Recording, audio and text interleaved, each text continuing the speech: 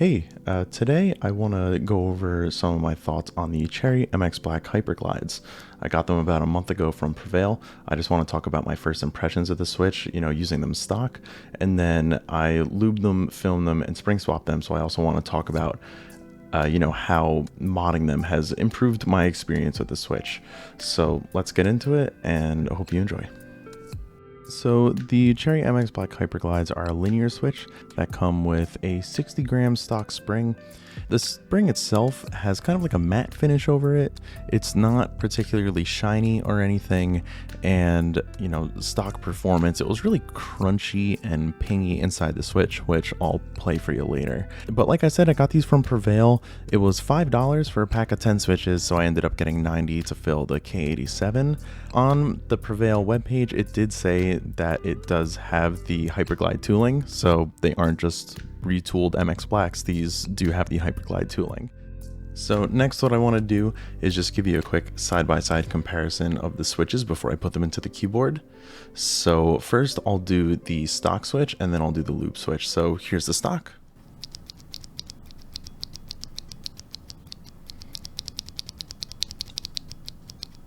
And the looped.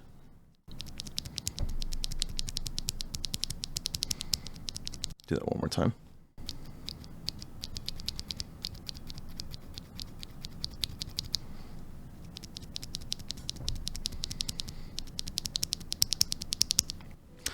Okay, so I lubed most of my switches already, so I don't have many stock ones left, so I can't do two complete typing tests side-by-side comparisons, but what I will do is take a couple of each switches and, just put them in the same row and do a comparison side-by-side that way. At least it gives a general idea of how they perform stock versus how they perform modded. And then I'll do a full typing test with the lubed, filmed, and spring swapped switches at the end.